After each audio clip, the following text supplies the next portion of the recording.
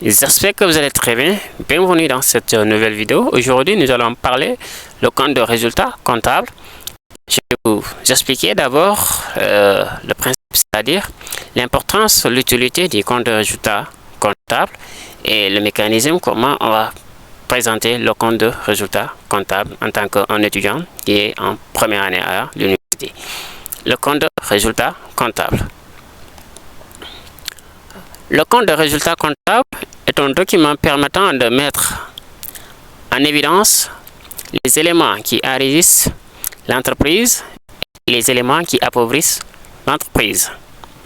C'est un document comptable qui permet, de mettre en évidence, c'est-à-dire en relief, les éléments qui enrichissent l'entreprise et les éléments aussi qui appauvrissent l'entreprise. Donc quand on est dans la comptabilité ou on est dans les affaires, il y a forcément des éléments, des choses qui nous permettent d'encaisser de l'argent, qui nous enrichissent, et il y a aussi des éléments qui nous appauvrissent.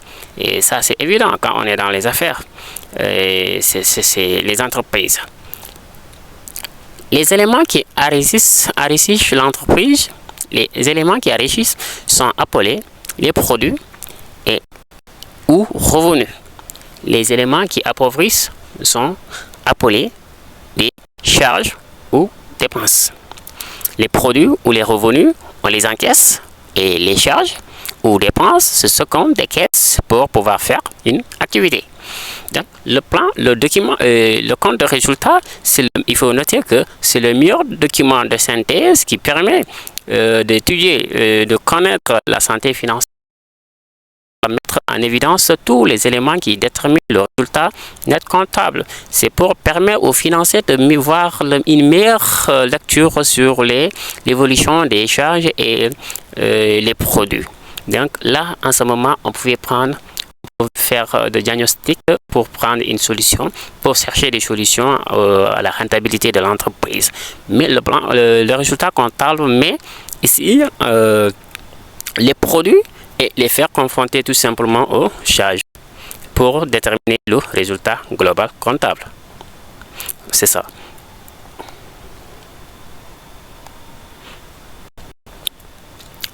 Le mécanisme, c'est-à-dire comment nous allons pouvoir faire pour présenter le compte de résultat comptable. Et comme le compte de résultat comptable est présenté sous un tableau de 4 colonnes, que vous le savez, charge, montant, produit, montant. Maintenant, n'oubliez pas la définition que nous avons dit, que ça permet de mettre en évidence les produits et les charges.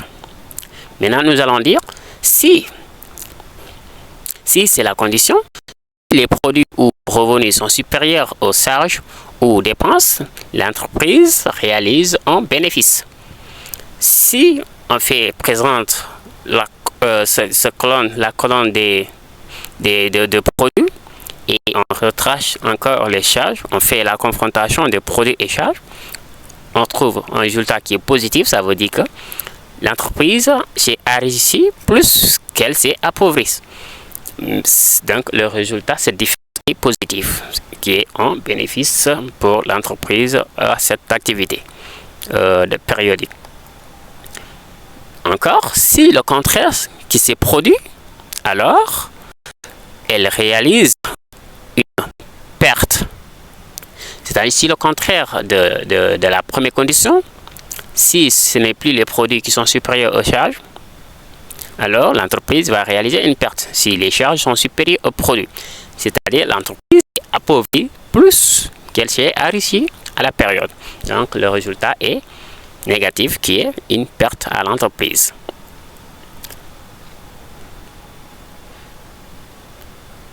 La classification de compte, la classification de compte Susquadra, les produits et les charges sont bien déterminés, sont bien reconnus à travers les comptes de la classe 7. Ici, nous avons dit les produits, ce sont tous les comptes de la classe 7 et 8 suivis d'un nombre pair, 80, 82, 84, 86 et 88. Alors, si vous avez vu ces comptes les intitulés, c'est numéro de compte, parce que chaque intitulé a un numéro de compte. Même si vous ne connaissez pas l'élément, mais une fois que vous consultez les Squada et que vous trouvez que l'élément est un compte de la classe 7 qui commence par 7, alors on le définit automatiquement, c'est un compte de produit, de revenu. Et les comptes de classe 8 aussi qui commencent par 8 suivi d'un nombre pair. Le nombre pair ici, c'est ici 0, le 2, le 4, le 6 et le 8. Ce sont des nombres pairs. Donc ce sont des charges et ce sont des produits. Et le compte de produit. Donc avec ça, quand on écrit ça, on fera facilement notre compte de résultat parce qu'on ne va plus confondre les charges, les éléments de charge et les éléments de produit.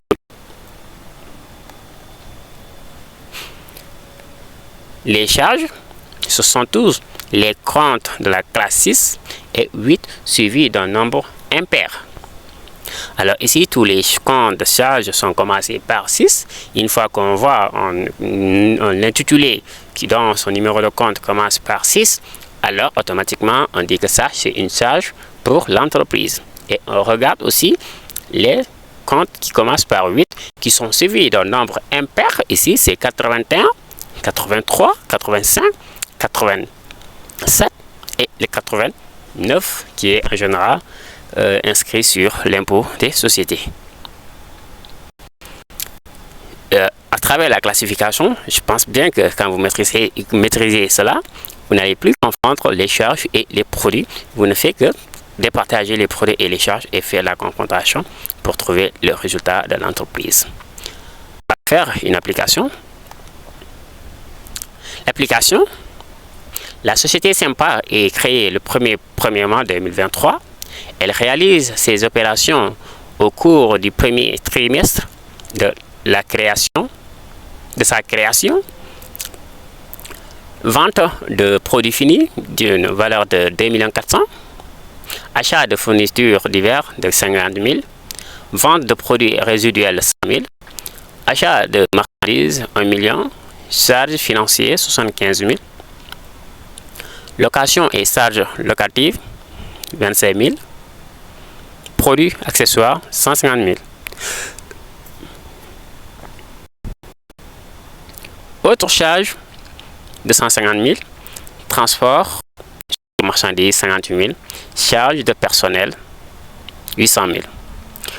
Travail à faire, présenter le compte de résultat de la Sympa, de la société Sympa au premier trimestre de l'année. Au premier trimestre de l'année. Voilà, ici, nous allons proposer la solution et pour un tableau de 4 colonnes. Ici, nous avons un tableau de 4 colonnes, charge, montant, produit, montant. Et là, ici, nous allons identifier tous les charges et les mettre au niveau de la colonne de charge et associer chaque charge au montant. Et ici, c'est mélangé, donc c'est à nous de comprendre qu'est-ce qui sont des éléments de charge et quels sont des éléments de produit. Et on a dit que les produits enrichissent l'entreprise et que les charges appauvrissent l'entreprise. Maintenant, en faisant de l'analyse ou allant consulter le plan comptable sur Squada, quand on nous demande de produits finis, c'est quel compte? On sait que c'est compte 402 et 702, donc on dit tout compte commençant par 2, c'est des comptes de produits. On l'inscrit dans la partie produit. Vous voyez, le mécanisme, c'est très simple. Maintenant, on va enregistrer d'abord les éléments de charge. On va créer nos éléments de charge. On va lire ensemble. Achat de fournitures diverses. Quand on achète quelque chose, ça enrichit l'entreprise ou ça approvisionne. Bien sûr, ça fait des dépenses parce que quand on achète, on dépense et que tous les dépenses, ce sont des charges. Donc, 58 000, on va mettre achat de fournitures diverses 58 000. Et on regarde vente de produits finis, on va sauter. Achat de marchandises. Achat de marchandises, c'est 1 million. Alors, quand on achète ici encore, on achète des marchandises, comme on dit, ça nous fait supporter des dépenses de 1 million.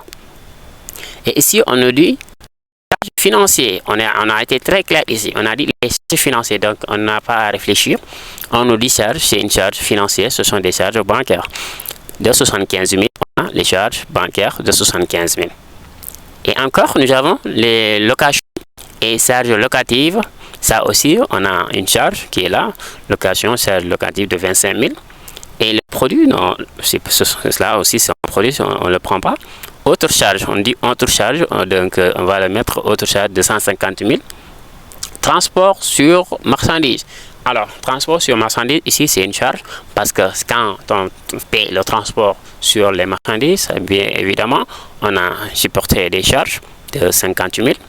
Et enfin, ici pour les éléments de charge, charge de personnel de 800 000. Les charges de personnel, ce sont des rémunérations au personnel. Quand l'entreprise fait travailler les gens, l'entreprise elle doit payer ses personnels. Donc pour une charge de 800 000. Voilà, donc on va faire la même chose pour les éléments de produit. Après faire le total, qu'est-ce qu'on va trouver? On a la vente de produits finis qui est un produit qui est là, juste en haut, le produit principal de l'entreprise. Et ici, on a aussi vente de produits résiduels, donc vente de produits résiduels de 100 000 en ligne. Et juste ici, on a dit de produits accessoires. Les produits accessoires de 150 000, qui sont aussi des produits accessoires qui sont là, 150 000. Les produits accessoires, c'est ce que l'entreprise gagne, qui n'est pas de son activité, qui n'est pas son activité principale, mais l'entreprise se profite pour faire ses activités. Et pour les fréquemment, ce qu'on appelle les produits accessoires. Voilà. Produits accessoires. Maintenant, une fois que nous avons les éléments de charge et les éléments de produits, qu'est-ce qu'on va faire? On va faire le total des charges et le total des produits. Ici, nous avons le produit qui s'élève à 2 650 000 et les charges s'élèvent à 2 250 000. Alors, nous avons vu que sur le principe de la partie double, ici, nous n'avons pas l'équilibre.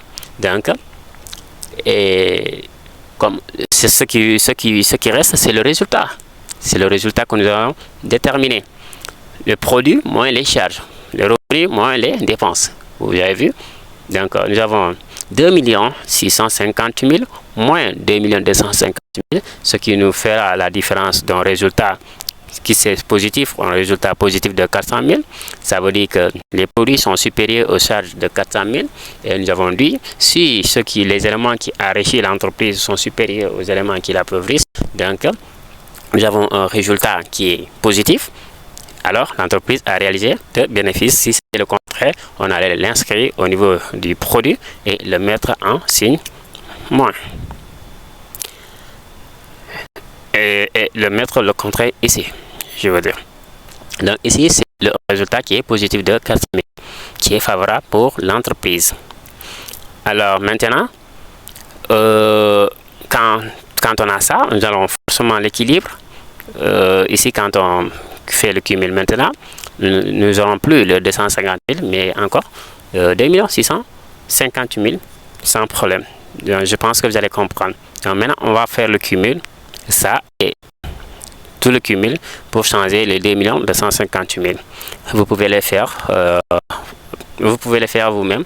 L'essentiel c'est de comprendre que le principe de la partie double, total débit est égal à total crédit et charge doit être égal le produit.